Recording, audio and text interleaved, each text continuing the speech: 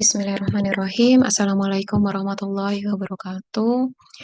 Alhamdulillah, kali ini kita ada di pertemuan ke-10 mata kuliah Asesmen Matematika dengan materi, definisi dan tujuan hasil asesmen, serta teknik pengumpulan dan pengolahan data hasil asesmen.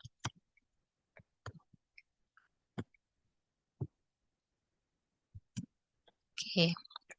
Apa itu hasil asesmen dalam pembelajaran matematika? Tujuan pembelajaran kita kali ini yaitu diharapkan setelah pembelajaran, mahasiswa mampu menganalisis definisi dan tujuan hasil asesmen dalam pembelajaran matematika. Mahasiswa juga mampu menganalisis pengumpulan dan pengolahan data hasil asesmen dalam pembelajaran matematika.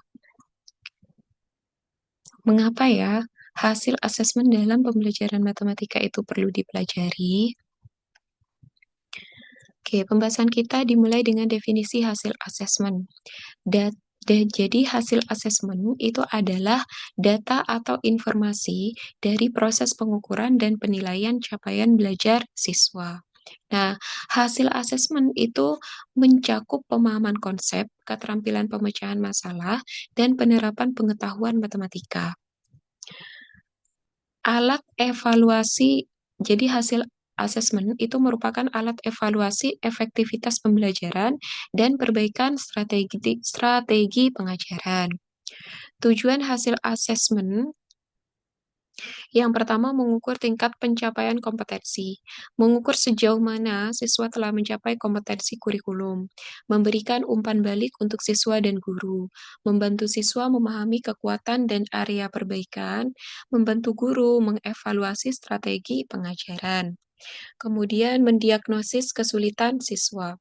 Mengidentifikasi kesulitan siswa dan kebutuhan dukungan tambahan. Menilai efektivitas strategi pembelajaran. Evaluasi strategi pengajaran berdasarkan hasil asesmen.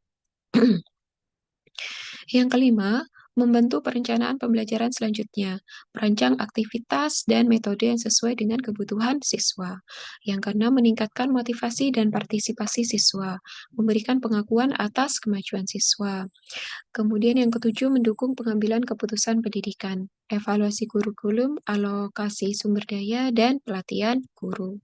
Pengumpulan data hasil asesmen adalah proses mendapatkan data dari berbagai instrumen asesmen untuk mengukur aspek kognitif, afektif, dan psikomotorik siswa.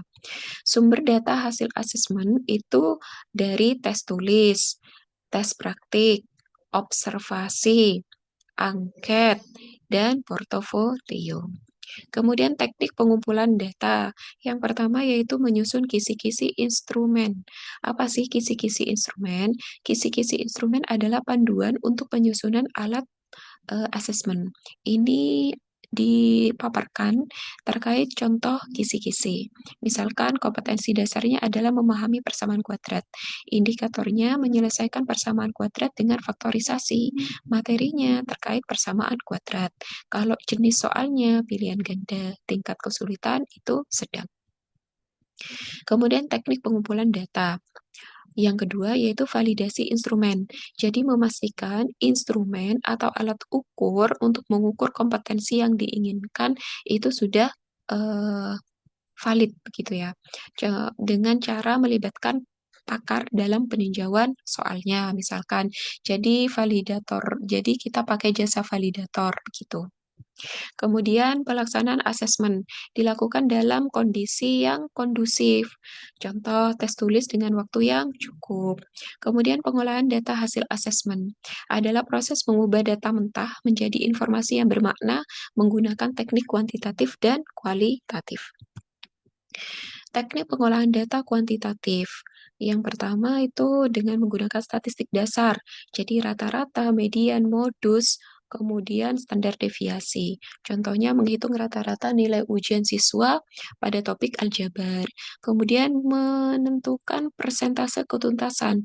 Jadi mengukur keberhasilan pembelajaran dengan rumus persentase ketuntasan yaitu jumlah siswa tuntas per jumlah siswa keseluruhan dikalikan dengan 100%. Yang ketiga, visualisasi data, diagram batang, kemudian pie chart. Kemudian contohnya itu diagram batang untuk menunjukkan distribusi nilai siswa. Teknik pengolahan data kualitatif. Kalau tadi teknik pengolahan data kuantitatif, sekarang teknik pengolahan data yang kualitatif. Yang pertama yaitu kategorisasi data. Mengelompokkan data berdasarkan tema. Contoh, mengelompokkan respon siswa dalam wawancara menjadi sudah paham dan belum paham. Kemudian analisis deskriptif, menyusun narasi temuan. Contohnya, sebagian besar siswa aktif bertanya selama diskusi, tetapi beberapa kesulitan menjelaskan jawaban. Interpretasi, jadi menafsirkan data atau memberi makna data untuk menemukan makna dan relevansi terhadap tujuan pembelajaran, menafsirkan hasil observasi untuk memahami pola partisipasi siswa. Nah, kali ini studi kasusnya cukup kalian membentuk kelompok sebanyak 2 kelompok. Setiap kelompok akan mendiskusikan studi kasus yang diberikan dan menyelesaikan tugas yang diberikan.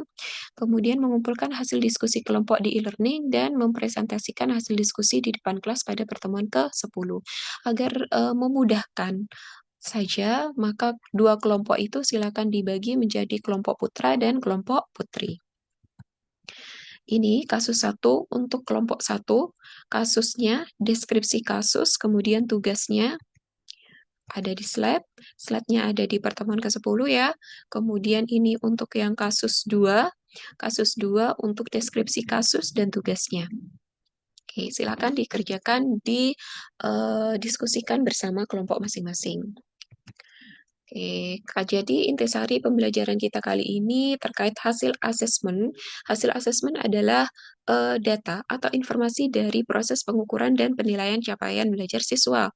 Tujuan dari hasil asesmen itu mengukur tingkat pencapaian kompetensi, memberikan umpan balik untuk siswa dan guru, dan seterusnya sampai mendukung pengumpulan keputusan pendidikan. Kemudian pengumpulan data hasil asesmen adalah proses mendapatkan data dari berbagai asesmen untuk mengukur aspek kognitif, afektif, dan psikomotorik siswa. Pengolahan data hasil asesmen adalah proses mengubah data mentah menjadi data atau menjadi informasi yang bermakna menggunakan teknik kuantitatif dan kualitatif. Nah, setelah pembahasan kita kali ini, menurut pandangan Anda, selain sebagai evaluasi capaian belajar siswa, apa manfaat lain yang dapat diperoleh dari hasil asesmen? Demikian untuk pertemuan ke-10 ya. Pertemuan ke-10 kita kali ini. Terima kasih atas, mohon maaf, ini sudah pertemuan 10 atau 11 ya. Jadi, terima kasih atas perhatiannya untuk pertemuan kita kali ini. Saya akhiri. Wabillahi taufiq wal hidayah. Wassalamualaikum warahmatullahi wabarakatuh.